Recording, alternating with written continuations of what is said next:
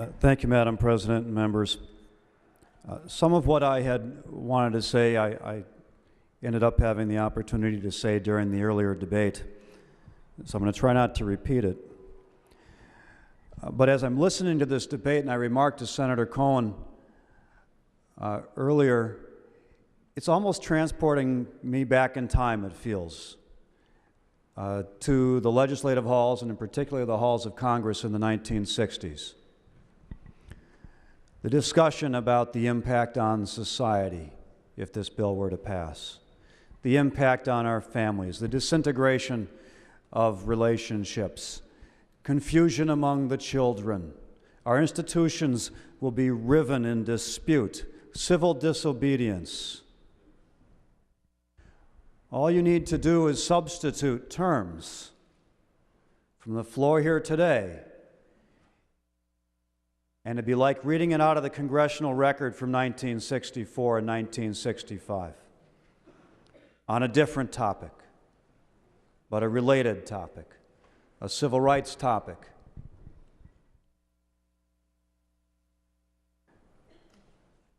Members, I wasn't just using hyperbole when I said we shouldn't go back to those days. We have an opportunity today to take another step forward into the bright sunshine of civil rights. And whatever we do today, if we pass this bill, it will not affect my marriage. The extraordinarily long hours in the legislature from January to May every year might affect my marriage. But a same-sex couple next door that gets married is not going to affect my marriage one little bit. And it won't affect my kids.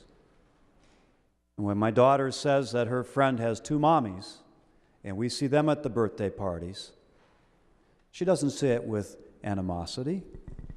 She doesn't know any differently.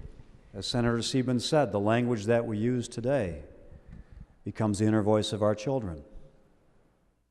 My daughter will grow up thinking that this is the way it has always been.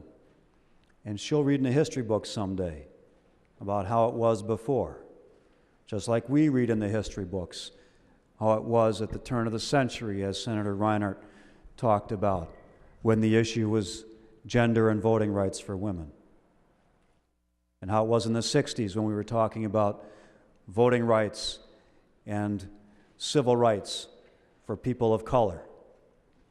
And in the 90s, when President Bush passed the Americans with Disabilities Act, then the discussion was about people with disabilities.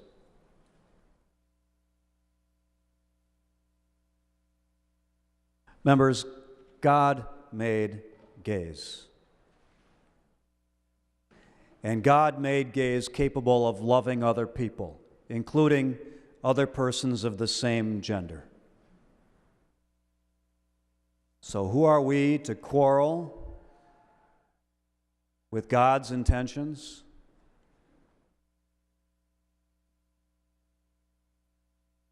Is it indeed that for thousands of years marriage has been defined as between one man and one woman?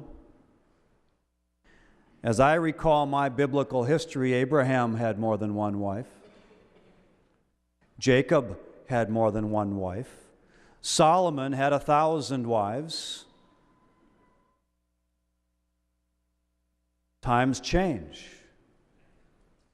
Perceptions of what's acceptable in society change. There are even places in the United States where, within certain religious faiths, it is still acceptable for one man to be married to more than one wife. Members, we've talked a little bit about the separation of church and state. We've had some of these discussions on the Senate floor before that I have participated in. It's an issue of some personal concern of mine. And I have served on the Civil Rights Committee of the Anti-Defamation League, and I have analyzed these issues over time and in my personal life. Members, the separation of church and state is for the protection of each,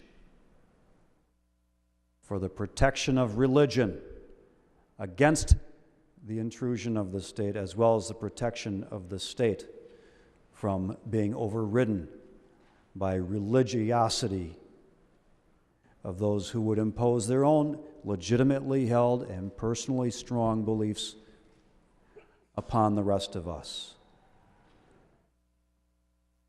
Such, I submit to you, is one of the conceptions of marriage that is presently imbued in our statutory law.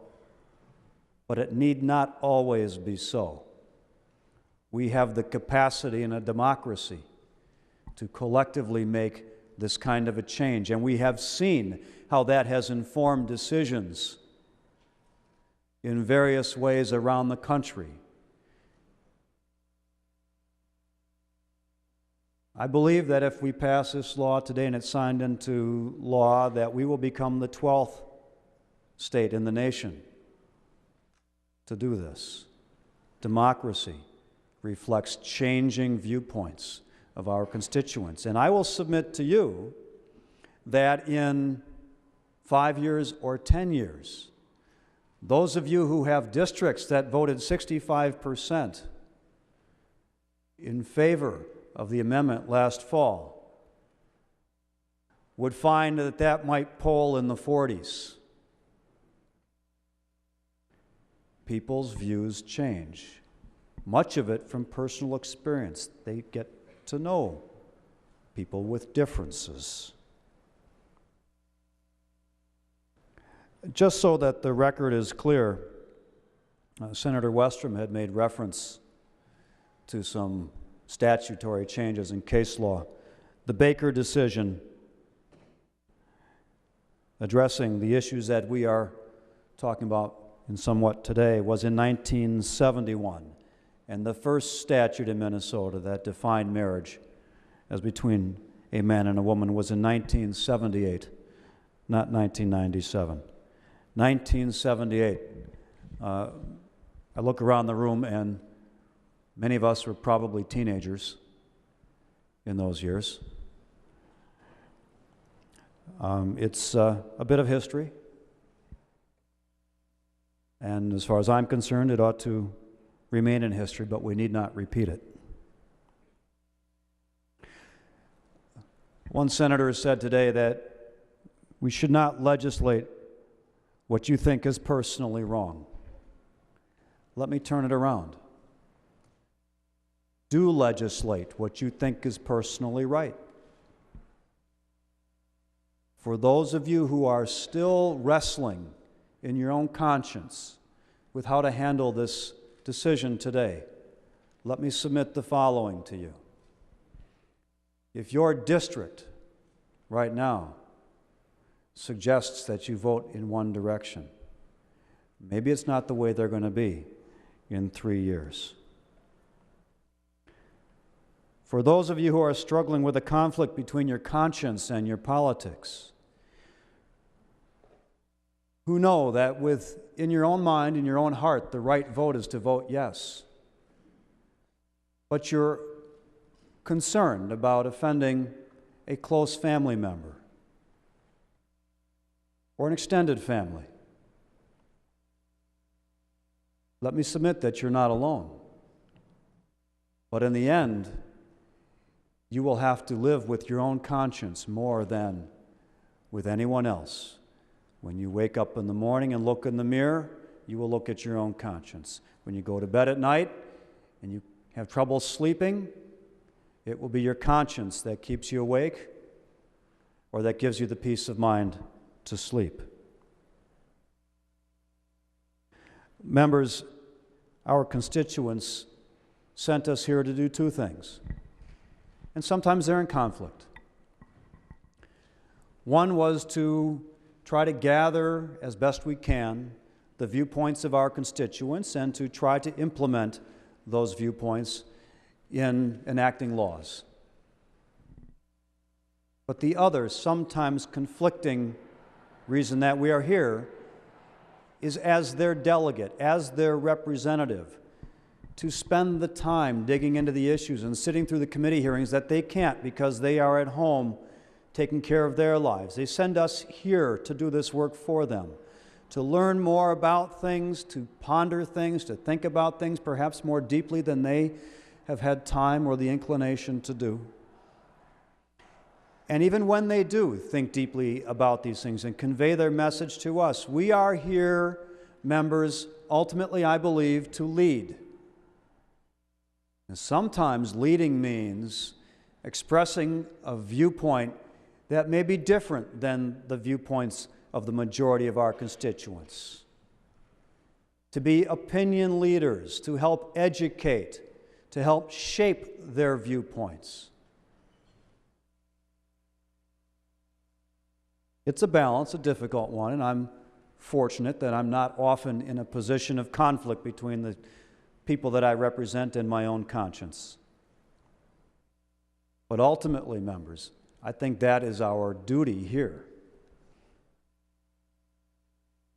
Our constituency will change. This issue is changing so quickly.